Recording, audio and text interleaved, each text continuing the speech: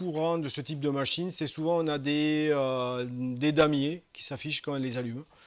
Donc c'est un signe que les condensateurs sont morts. Donc le principe en fait c'est d'enlever ces condensateurs et de les remplacer par des neufs. Le souci c'est que c'est donc du CMS, donc il existe un certain nombre de techniques. La technique la plus utilisée sur internet qu'il faut surtout ne pas faire, c'est d'utiliser des pinces coupantes et de couper les condensateurs en ras. Parce que ce faisant, en fait, alors je ne sais pas si on va les voir, mais de chaque côté du condensateur, en fait, il y a une sorte de pad. Euh, une sorte de pad, en fait, et donc c'est des composants qui sont montés en surface. De l'autre côté, ça ne traverse pas. Donc la soudure ne se fait que du côté composant. Et donc il faut éviter de stresser au maximum en fait les pistes de soudure parce qu'en fait elles tiennent souvent pas beaucoup. Donc la technique à la pince à éviter vraiment comme la peste parce que une fois que vous aurez arraché le pad, ça devient compliqué. C'est souvent réparable mais des fois c'est un casse-tête. Donc il existe une seconde technique qui est la technique à l'air chaud. Donc avec une station air chaud et ce type d'instrument. Alors j'ai utilisé ça au tout début et en fait j'ai endommagé des cartes mères de manière permanente en fait avec ça. C'est qu'il est très difficile en fait de dessouder les composants quand les contacts sont oxydés. Donc en fait on a tendance à augmenter la température, on monte à 300, 315, 320 degrés et au bout d'un moment en fait on stresse énormément la carte mère donc il y a un sandwich d'époxy et de cuivre à l'intérieur. Et ce qui s'est produit sur mes expérimentations, c'est qu'au bout d'un moment, une déformation se crée. Et en fait, ici, je ne sais pas si on voit trop, mais en fait, il y a des petits trous à la carte mère qui sont en fait, on ne va pas le voir, mais par transparence, on le verrait. En fait, c'est ce qu'on appelle des vias. Ça permet de rejoindre en fait une piste pour aller de l'autre côté de la carte mère. Le problème, c'est que quand la carte mère s'est déformée, ben, en fait, ces vias sont coupées. Donc la carte mère est morte. Donc ça se fait à l'air chaud, mais il faut vraiment maîtriser. Et pour des composants aussi petits, je le déconseille. Pour des composants de ce type-là, effectivement, l'air chaud peut être intéressant.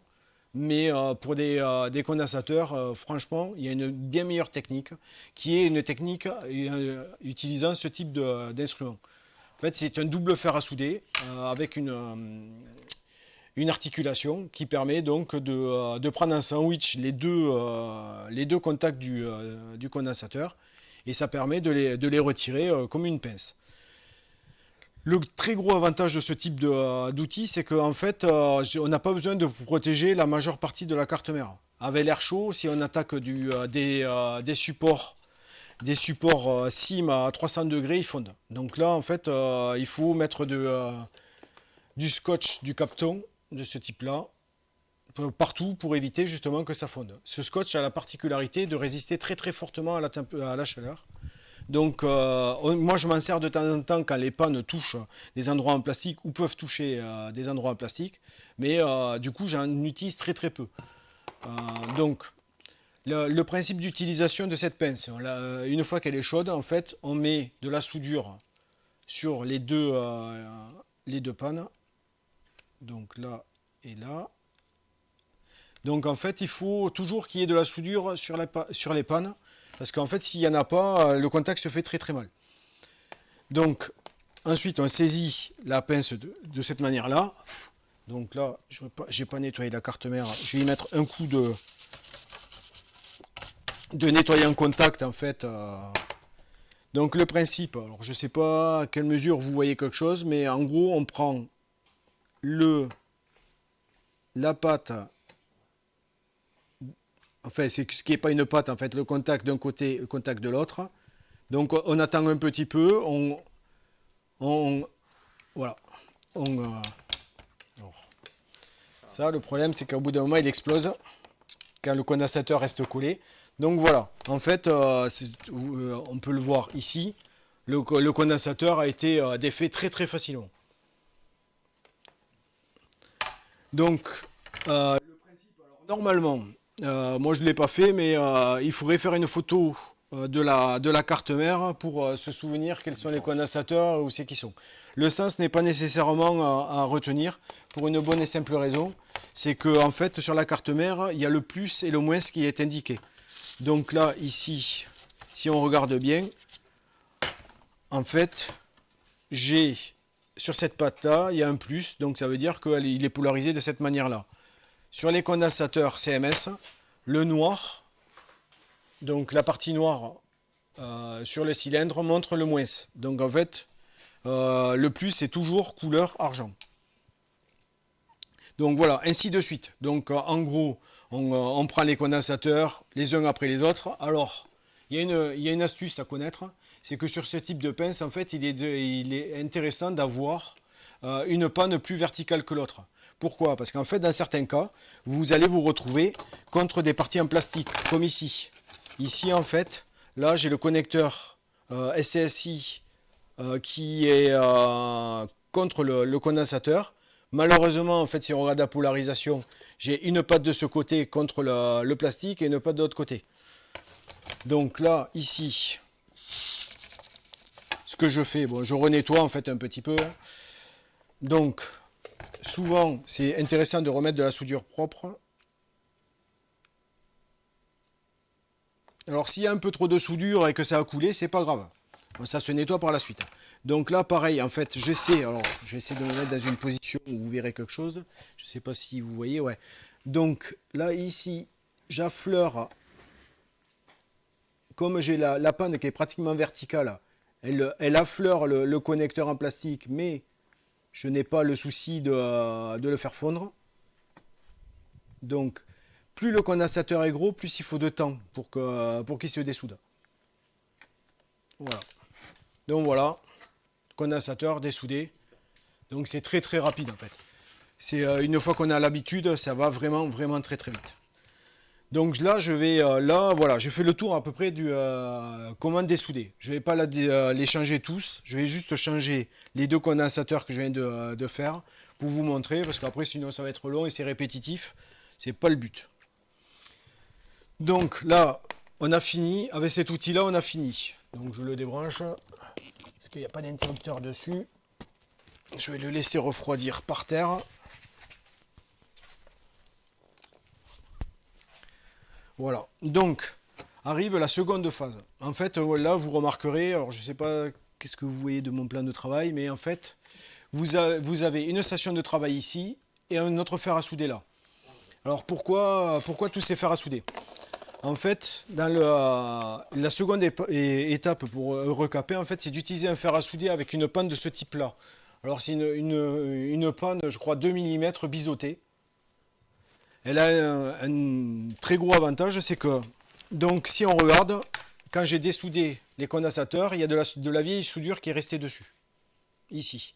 Donc le principe, en fait, ça va être d'enlever cette vieille soudure avec de la tresse à dessouder. Tresse à dessouder en cuivre standard. Donc, il y a un produit qui s'appelle le flux. Alors là, c'est du flux fait maison. En fait, c'est la résine de colophane dissoute avec de l'alcool à brûler. Voilà, et ici. Donc c'est important d'utiliser du flux parce qu'en fait c'est un produit qui permet en fait d'augmenter la capillarité de la soudure et du coup ça permet qu'elle pénètre beaucoup plus facilement dans des câbles en cuivre. Ce qui correspond effectivement à de la tresse. Donc là, ici, en fait, on met la tresse à dessouder sur les pads et en fait, on ne fait que passer de l'un à l'autre, manière d'absorber toute la vieille soudure qui était présente.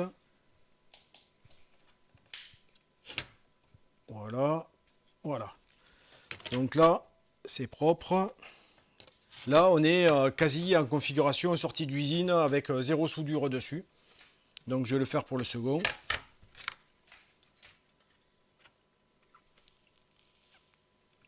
Voilà. Voilà. Donc là, on voit clairement que c'est complètement propre. Par contre, le fait que j'ai utilisé du flux fait que il y a une sorte de résidu sur la carte mère. Et donc il existe des bombes de contact, de nettoyant contact, en fait, avec un pinceau. Et en fait, on vient frotter pour enlever le flux qui serait resté. Alors là et ici. Voilà. Donc, sur ces cartes mères de Macintosh, la plupart des condensateurs sont tous identiques. Donc, en fait, il y a du 10 microfarad, du 47 microfarad, il y a du 100 microfarad aussi qui existe et du 1 microfarad. Les 1 microfarad sont souvent utilisés pour l'audio, je crois. Donc, on va prendre un condensateur neuf. Donc là, c'est un 47 microfarad, donc c'est les gros. Donc là, le principe, c'est... Alors, on peut utiliser le fer à souder, le gros fer à souder que j'ai. On peut aussi utiliser celui-ci. Moi, je vais essayer de le faire avec le gros, mais j'ai un autre fer à souder de la même marque pour simplifier la gestion des pannes. Sachant que la panne, c'est donc cette partie-là. Donc là, c'est du 0,5 mm. Le gros avantage du 0,5 mm, c'est qu'on est très très précis. Et en fait, on peut utiliser du fil très très fin à souder. Et en fait, ça permet de déposer la soudure exactement là où on veut. Mais en fait, ça se fait assez facilement aussi avec ce type de panne avec la 2 mm biseautée. La seule chose, c'est que j'ai pas pris une pince parce que comme ça chauffe très dur, le condensateur, il est hors de question de l'utiliser, de le tenir à la main. Donc comme je disais, en fait, les condensateurs, ils sont polarisés. Et donc, on a une polarisation. Donc là, le plus est ici. Donc, il va falloir que je le pose comme ça. Donc là, il n'y a pas de soudure. Donc, l'étape suivante, c'est de prendre le fer à souder, de mettre de la soudure sur le fer à souder et de le passer juste sur la panne, sur le pad. Donc, je fais juste ça. Ça et ça. Voilà. Donc là, j'ai appliqué un petit peu de soudure. Un peu trop même. Voilà. Donc, une fois que j'ai fait ça, je prends le nouveau condensateur. Alors, les nouveaux condensateurs et les anciens, vous verrez, pour savoir si une carte mère a été recapée, c'est assez simple. Si vous voyez, en fait, sur le condensateur, alors je ne sais pas si vous le verrez là, là, il y a marqué 47 16V. Donc, ça veut dire 47 microfarad, 16 volts. Ça n'existe plus, les condensateurs de ce type-là. Maintenant, en fait, ils ont utilisé des codes modernes et en fait, il n'y a plus du tout la tension dessus. Donc là, par exemple, il y a marqué 47C CD. Donc en fait, tous les condensateurs qui ont des nomenclatures de ce type-là, en fait, c'est forcément des récents. Donc là, vous ne pouvez pas vous tromper. À vue de nez, si vous voyez la tension marquée sur les condensateurs, c'est que c'est des vieux. Toujours. Donc là, le principe est assez simple. Donc, je vais essayer de me positionner pour que vous voyez quelque chose, mais il faut aussi que j'ai la possibilité de passer le fer sans faire fondre le connecteur, en fait tous les connecteurs qu'il y a autour. Donc, je vais essayer. Donc, on soude d'abord une patte. Ensuite, on vient sur l'autre. Alors là, vous ne le verrez pas, mais l'autre, donc, elle n'est pas soudée du tout. Elle est juste posée sur la soudure fraîche. Donc, avec la pince, j'appuie sur le condensateur, qui s'est dessoudé d'ailleurs. J'appuie sur le condensateur du côté du second pad. Et je refais la même chose de l'autre côté. Donc, en fait, alternativement, je fais un côté puis l'autre. Jusqu'à que le condensateur soit soudé. Donc là, il est soudé. Il n'y a pas de souci. Donc on va faire le second. Le second qui était un 10 micros. 10 micros, 10 micros.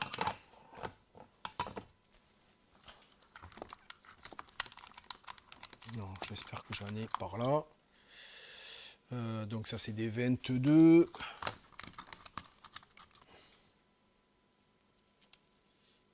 Ça c'est du 1. 10, voilà.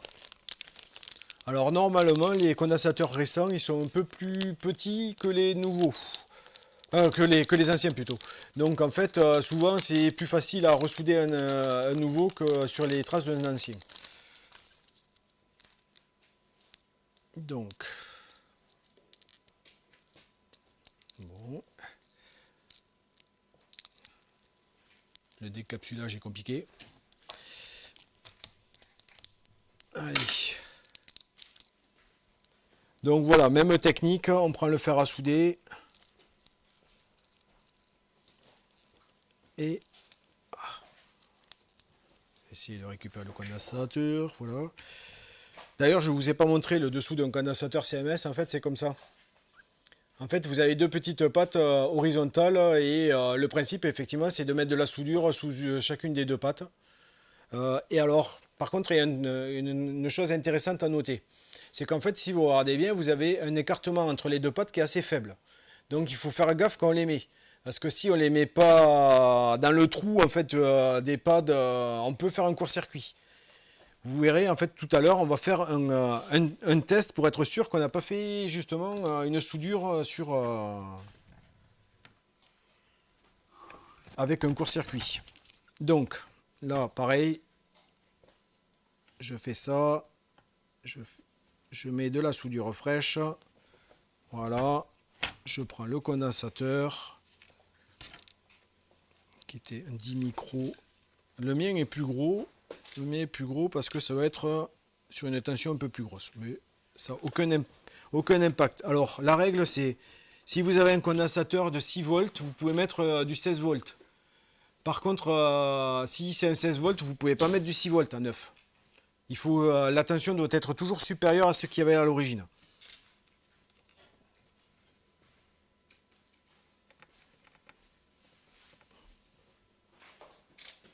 Donc,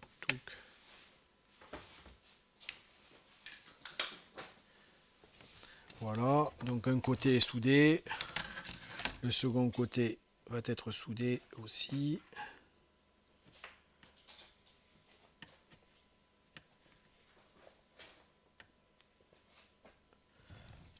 Alors.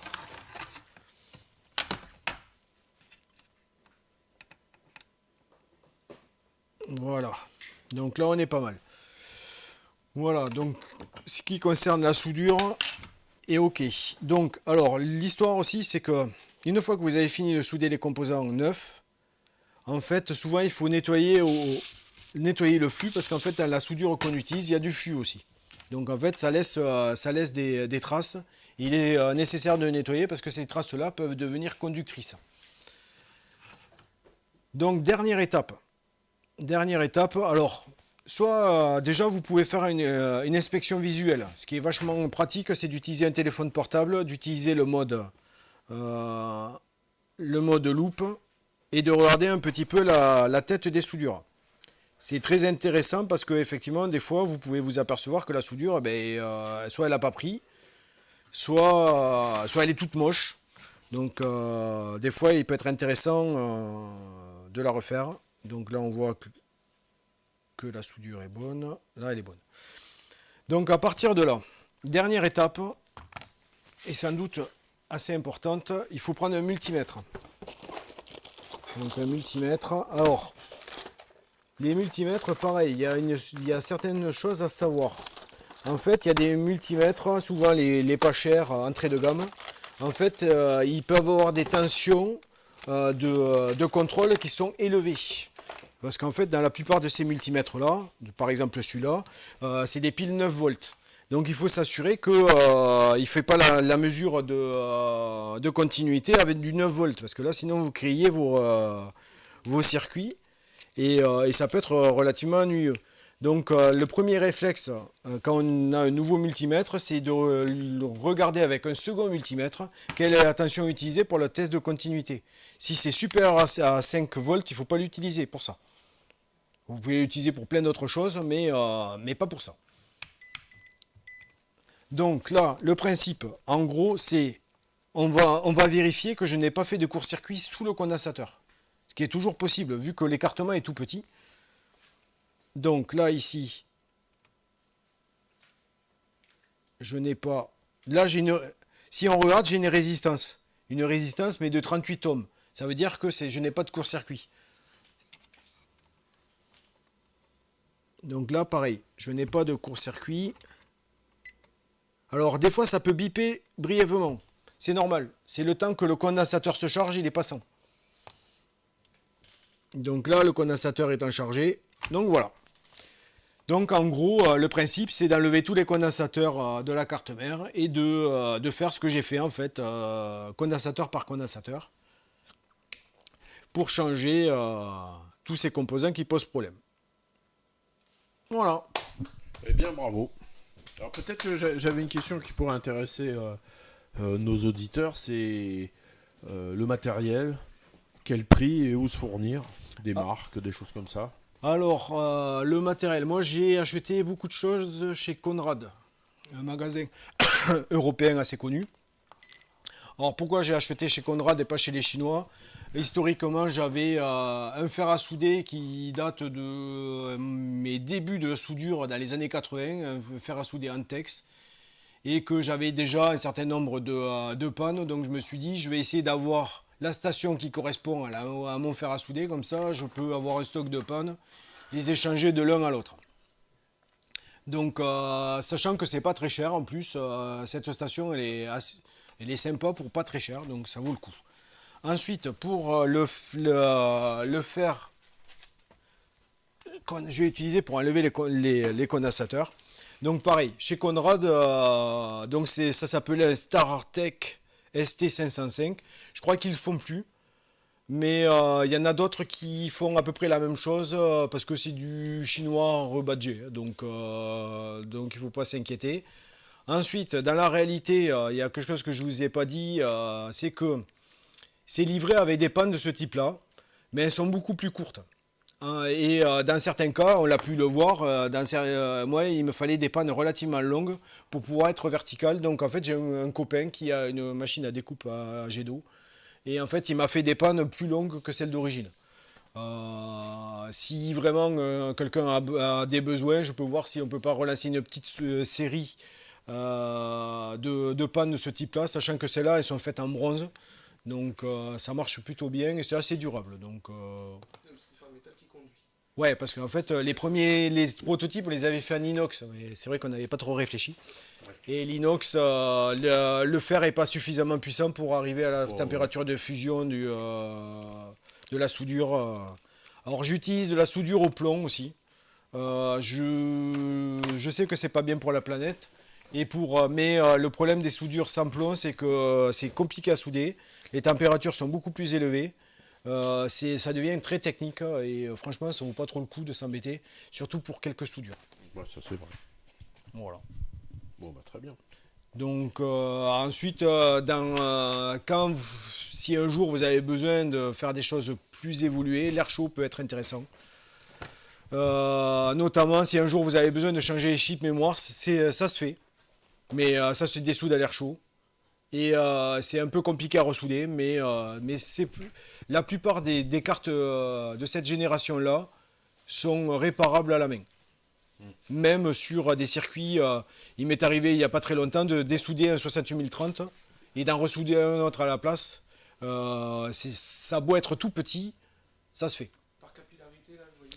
Ouais, en fait, on utilise un peu, alors on dessoude à l'air chaud, on nettoie pareil à la tresse à dessouder.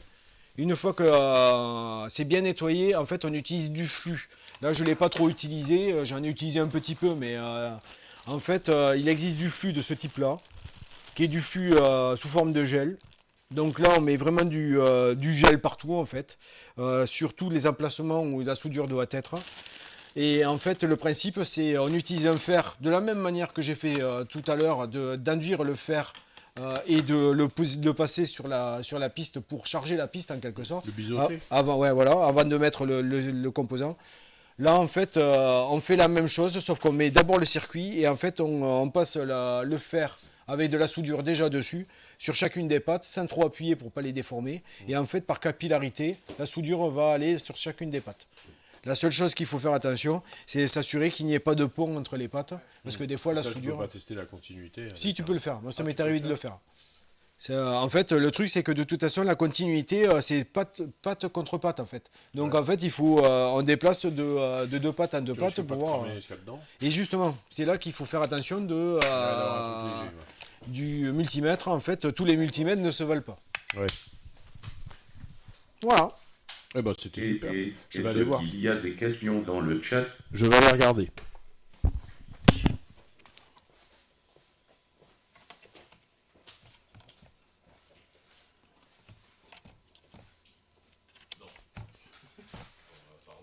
Ils dorment tous. Référence de la station. Alors, c'est une Antex ANTEX 760 RWK. On va essayer, je vais la débrancher de derrière. Comme ça, vous verrez avant. Tu es un fan de Antex? Ben, en fait, par hasard, j'avais acheté ça et donc du coup, parce que le problème des fers, c'est que tous, ils ont des pannes différentes. Ouais. Et donc, si on veut avoir des pannes 0,5, des pannes 2 ouais. mm et ceci, cela, en fait, du coup, il faut acheter à chaque fois le pack complet pour les fers. C'est pas forcément cadeau. Et c'est ouais, C'est en de plus, la qualité. Exactement. C'est important la qualité des pannes aussi. Hein. C'est ça. Moi, j'ai encore les pannes d'il y a 20 ans, en fait. Donc, Ouais. pourtant, j'ai quand même fait pas mal de choses. Je crois que, je veux pas dire de bêtises, mais celle-là, je crois, c'est celle que j'avais d'origine sur ce fer à souder. Donc, du coup, effectivement, c'est pas mal. Ouais. Alors, les fers à souder, sur celui-là, c'est un tout petit, 16-18 watts. Par contre, c'est du 220, normalement, c'est moins utilisé maintenant pour la soudure de ce type-là parce qu'il peut y avoir des problèmes d'isolation électrique. En fait, sur les stations, on est sur du 24 volts normalement, donc c'est moins dangereux pour les circuits. Donc voilà, bon, après c'est du détail, mais j'ai jamais eu de soucis particuliers, même en utilisant un fer 220. Ouais, mon premier c'était un Antex. Donc, Sur les fers, où on peut régler la température. Parce que ça- mais là, les stations, tu règles la température. C'est sur la station. Sur les Sur stations. les tout petits qu'on voit USB là maintenant. Ouais, ça le fait ça aussi. Tu Ouais, vois. non, c'est bien. Hein. Oui, non, c'est bien. C'est chouette, les USB ils sont bien. Hein. Ouais. Benoît il en a une Ceux qui qualité. sont fins comme des Tout stylos. fin là, ouais. Bon, après, le problème du fin, c'est que pour passer la nappe, Ça va être un peu, la tresse, ça va être un problème parce qu'il faut quelque chose d'assez épais. une surface assez importante pour conduire la chaleur. Exactement. Sachant qu'en plus, vaut mieux le faire avec un fer un peu puissant parce que dans certains cas, alors ça, on rentre dans les détails, mais en fait, dans les cartes mères de ce type-là, souvent, elles sont quatre faces. Pourquoi quatre faces? En fait, vous avez la face supérieure, face inférieure, et au milieu, en fait, vous avez ce qu'on appelle un plan de masse et le plan d'alimentation. C'est souvent ça, en fait. Parce qu'en fait, comme tous les circuits sont alimentés, ça fait des pistes qui se croisent partout. Donc, comme ils ne veulent pas gérer ça, ils ont fait des plans spéciaux. Le problème des plans de masse, c'est que des fois, ils sont très gros dessous. Vous ne le voyez pas, mais si c'est la première couche dessous, en fait, plus ils sont gros, plus ils sont difficiles à dessouder. Si vous avez un composant même traversant qui traverse donc la pâte traverse en fait la carte mère et pour peu qu'elle soit prise sur le plan de masse, à dessouder c'est un enfer. J'ai un exemple, le Falcon. Le Falcon en fait pour enlever la pile, donc la Dallas, il y a une patte, sérieusement, il faut y passer minimum une demi-heure et là on transpire parce qu'en fait on a beau chauffer la pâte, elle ne veut pas se dessouder. Ah ouais. Parce que ça remonte pas. Parce qu'en fait, il y a le plan de masse en fait. Ouais, ça refroidit. Ouais. C'est pas un petit fil comme on peut voir ici. Le plan de masse, c'est carrément du cuivre, une surface de cuivre de plusieurs centimètres carrés. Et c'est impossible là. Ça fait dissipateur. Exactement. T'as des trucs, t'as des circuits en audio. Souvent en audio, même audio numérique, t'as des circuits qui se servent du plan de masse comme dissipateur de chaleur pour des ampli-op ou pour des régulateurs de tension en fait. Exactement. Et à dessouder, moi une fois j'ai passé bien 25 minutes tu vois pour sortir. Ouais, ben Pour là, sortir, alors du coup j'ai enlevé parce que le régulo, il avait carrément la patte de masse qui était une grosse patte large. ouais, qui était Il y soudé. avait deux pattes en fait traversantes D'accord. dans le plan de masse qui prenait toute la carte. Donc là, il faut un fer à souder. Sur les détails, mais alors 25 minutes pour sortir. Ouais. Et en plus c'est de la soudure argent, donc je t'explique pas. Donc, donc il faut avoir des fers assez puissants et même dans certains cas, il faut combiner les techniques. Il faut air chaud. Moi, il m'est arrivé donc d'utiliser la panne de 0,5 mm pour terminer le trou en fait. Parce que j'ai coupé la pâte au-dessus, coupé la pâte au-dessous et c'est toujours bouché. Ouais, il est dedans, il faut pousser. Et là, en fait, voilà, en gros, on utilise le fer à souder avec. Donc, il faut utiliser la station parce qu'on peut régler la température et que, en fait, le fer à souder, là, c'est du 16 watts. Là, je crois qu'on est sur du 80 watts, 50 watts.